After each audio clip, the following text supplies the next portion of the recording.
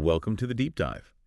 Today, we're going to be looking at something that might make some people, maybe a little nervous. We're talking math. Don't worry, we're not going back to high school or anything like that. You sent us some really cool stuff, research papers, lecture notes, all about the statistical mechanics of learning. It seems like you're interested in how learning works, but from a physicist's point of view. So I'm guessing no EMC2, but I'm sensing that physicists see deep learning models as these really complex systems, right? With millions of parameters. It's like they're studying a whole ant colony instead of just one ant. Yeah, that's a really great analogy. Just like physicists would look at how those individual ants behave to understand those, colony-level patterns, well, they're doing the same thing here, using their tools to understand how the interactions between, like, millions of neurons in these deep learning models, how that actually makes them able to learn and generalize. So it's not just about getting a computer to, I don't know, recognize a cat. It's about understanding the fundamentals of learning itself. Exactly. And that's where it gets really exciting. Like, one of the big puzzles in modern machine learning is this whole thing about overparameterization. Overparameterization. That's a mouthful. Basically, it means these models have way more parameters than you'd think they need. Sometimes even more parameters than data points they're trained on. Google's Linnet, the one they use for image recognition, has millions of parameters. So more parameters equals more complexity, right? But isn't that a bad thing? I remember, like, vaguely from my stats class, too much complexity means overfitting.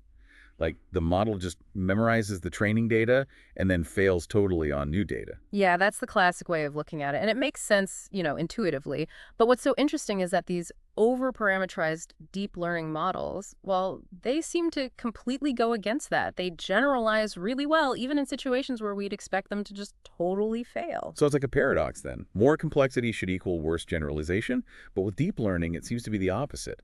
How are physicists trying to explain this? And this is where their unique tools come in handy. One of the key tools they use is statistical mechanics. It's a branch of physics that studies systems with lots of interacting parts. So instead of getting lost in all those individual neurons, they're like zooming out and looking at the system's overall behavior. Exactly. And they use these concepts like the thermodynamic limit, which basically means the number of neurons is going to infinity. It's a way to simplify the analysis and just focus on the typical states of the system, the most probable ones. They also use really sophisticated techniques like the replica method to handle all those crazy interactions between the parameters. Okay, this is all very cool, but I gotta be honest, I'm not quite seeing how this all connects to the actual process of learning. Okay, let me give you an example. Have you ever heard of the perceptron? Vaguely. I think it rings a bell. Isn't that like a really basic model of a neuron? Exactly. It's just one neuron that takes inputs, like features of an image, and then gives an output, like classifying that image as cat or not cat. So like a super simplified tiny brain. Exactly. And here's a crucial question we can ask about the perceptron, or actually any learning model. What's its capacity? How much can it actually learn before it starts making mistakes? That's a really important idea if we want to understand how complex a model needs to be to actually be effective. So a perceptron with like low capacity would only be able to learn from a small amount of data before it hits a wall. Right. And this is where it gets interesting. The perceptron can only learn patterns that are, get this, linearly separable. Imagine you're drawing a line to separate data points of different categories. If you can do that perfectly, the perceptron's good to go. It can learn the rule. But if that data is all mixed up and complex, it can't do it. So its ability to learn depends on how the data is spread out. Exactly. And that's where statistical mechanics comes in. Physicists use their tools to analyze how these data distributions affect a model's capacity and ability to learn. And they can also use those same tools to come up with better algorithms for training those models, especially in those like tricky high-dimensional spaces. It's like they're providing a mathematical framework to understand the limits and possibilities of learning itself. And to really dig into that idea of learning and generalization, physicists use this framework called the teacher-student paradigm. Okay, I'm listening. Yeah. Teacher-student. Makes sense, I guess. Yeah. But how does that apply to a computer learning? So imagine you have a teacher model, right? And it creates data based on some rule, kind of like setting an exam. And then you have a student model, and that tries to learn the rule just from that data, just like, a student studying for that test. So the student doesn't actually see the rule itself. It has to figure it out. Yeah. That sounds a lot like real learning. Exactly. The goal is for the student to not just memorize the data, but to actually generalize. So it means it can predict correctly on new data it's never seen before, like a good student applying what they've learned to new problems. So how do physicists use this paradigm to actually understand how learning works? Well, they can look at different teachers and students, right? Yep. To see how they work together. Like, say, a simple teacher might create data based on a straight line, a linear function, and the student could be something simple, like a perceptron, or something more complex, like a deep neural network. So even if the teacher is simple, we still have to decide how complex we want the student to be, right? Mhm. What happens if the student is too simple or too complex? If it's too simple, it might not even be able to, like, capture the teacher's rule at all. It's like trying to solve a calculus problem, but you only know basic math, right? No. But then if the student's too complex, it might overfit, just memorizing those specific data points instead of getting that underlying rule. Right, so there's that sweet spot. Got to match the student's complexity to the problem. Exactly. And this teacher-student paradigm lets physicists study this in a really systematic way. They can even change the learning algorithm, which is basically the method the student uses to learn from that data. It's like giving the student different study techniques, right? Mhm. And seeing which one works best. This is making sense, but can we connect it back to, like, the real world? Does this help us understand why, say, some people are just better at learning math than others? That's a really good question.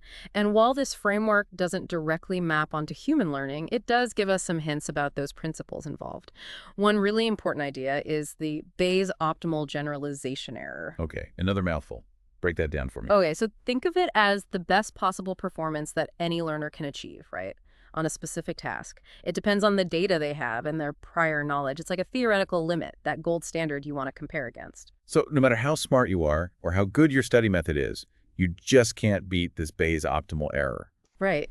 And in this teacher-student paradigm, physicists can actually calculate this error for certain models and data distributions. This lets them see how close different learning algorithms are to actually reaching the best possible performance. So it's like we're measuring how efficient that learning process is. Exactly. And here's where it gets even more interesting. Physicists have actually found that with the right combo, right, the student model, the teacher model, the learning algorithm, sometimes that student can actually reach that Bayes optimal error. So it's learning as well as theoretically possible. Wow, so perfect learning is actually possible. That's encouraging. But how do they actually find those perfect combinations? Well, that's where all those statistical mechanics tools come in. They help us analyze those complex interactions, right, between the teacher, student, data, and the learning algorithm to find those sweet spots where generalization is the best. It's like we're using physics to see the, like, hidden structure of learning. Exactly. And this has led to some pretty surprising discoveries. Like, did you know that learning can actually go through phase transitions? Phase transitions, like water turning into ice. What does that even mean when we're talking about learning? It's kind of similar. So imagine you slowly increase the amount of data that student sees. At some point, there might be a really sudden change in its performance, like a tipping point where it just, gets it. So it's not just about slowly improving. There can be these big leaps forward. That's wild. And what's even wilder is that these phase transitions in learning have similarities to phase transitions in physical systems. Like the way a material becomes magnetized, it's like mathematically similar to how a learning model goes from bad to good generalization. Okay, this is blowing my mind. You're saying there are these deep connections between how learning systems behave and how physical systems behave. That's right. And this is where we could actually discover new physics. By studying those phase transitions in learning, we might actually learn more about the nature of phase transitions in general, and that could lead to breakthroughs in other fields like, I don't know, condensed matter physics, or even cosmology. This is all so exciting, but I gotta be honest, my brain's feeling a little full right now. Yeah, I hear you. Let's go back to our perceptron example for a sec.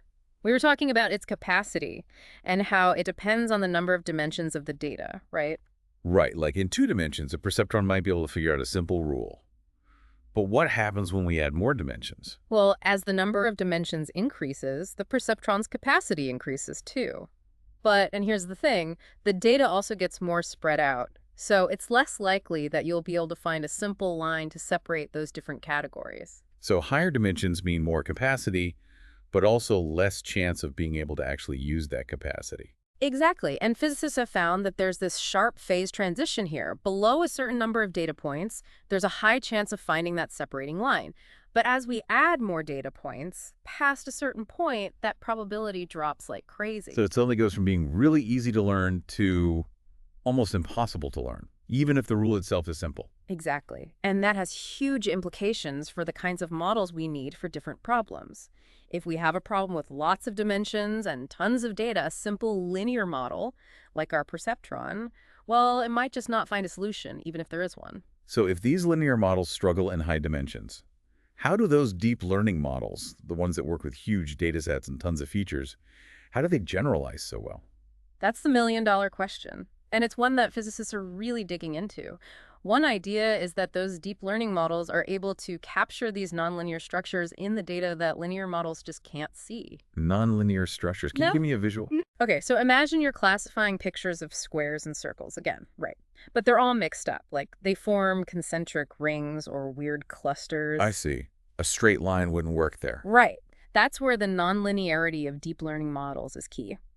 Those multiple layers of connected neurons, plus these things called activation functions, they let those models bend and twist that decision boundary into all sorts of crazy shapes. So it's like they can draw curvy lines to capture those really intricate patterns. Exactly. And this ability to handle nonlinearity, it seems to be a big reason why deep learning models generalize so well, even with huge data sets and tons of dimensions. This is all fascinating.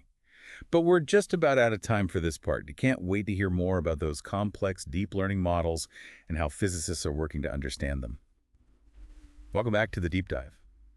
We're wrapping up our exploration of this really cool world where physics and machine learning come together. We were talking about how deep learning models can use those nonlinear structures in the data, right? Can you give us like a clear picture of what those structures might actually look like? Sure, so let's stick with that image recognition example. Say you're trying to tell the difference between pictures of squares and circles, but they're not all nicely separated. Like, what if they're in like concentric rings or clusters with all these weird shapes? Yeah, I see what you're saying. A straight line wouldn't work there. Exactly. And that's where the nonlinearity of deep learning really shines. They have all those layers of neurons, right? All connected together. And then they use these special functions, they're called activation functions. And all of that, it lets those models bend and twist that decision boundary into all sorts of complex shapes. So it's like they can draw these curvy, squiggly lines to capture all those like intricate patterns. It's a great way to put it. And that ability to like capture that nonlinearity, well, it seems to be a big reason why deep learning models can generalize so well, even when they're dealing with massive data sets in high dimensions. Okay, this is starting to make sense. But how do physicists actually study those nonlinear structures? It seems like it'd be super hard to analyze mathematically. It definitely is. But physicists are using tools from this area called spin glass theory. Spin glass theory. That sounds pretty intense. How does that even relate to deep learning? So spin glasses are these materials where the magnetic spins of the atoms, they're arranged in these really complex, like frustrated patterns. And it turns out there's some really interesting similarities between how those spin glasses behave and how those neurons behave in a deep learning model. So are you saying there's like a hidden order within all that chaos of deep learning? That's exactly what they're trying to figure out. They're using these spin glass models to analyze the energy landscape of deep learning models. That they want to understand how all those interconnected neurons are working together and how that affects the model's ability to learn and generalize. It's like we're looking right inside the brain of these AI systems. Yeah, and what's really cool is that this research could lead to some big discoveries, and not just in AI. By using these physics-inspired approaches, we might actually uncover some universal principles that govern all sorts of complex systems. Things like, I don't know, biology, economics, even social networks. Wow, that's incredible. So to wrap things up, we've seen how physicists are using their unique perspective and all their powerful tools to try and understand the mysteries of machine learning. We looked at those limitations of simple models like the perceptron, dug into that fascinating world of overparameterization, and got a glimpse of how those deep learning models can capture all that complexity in real-world data.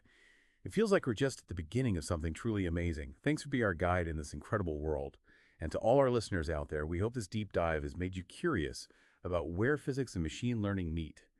It's a field that's just waiting to be explored, and it has the potential to change so much, not just our technology, but how we understand learning, intelligence, and the very nature of complexity. Thanks for joining us.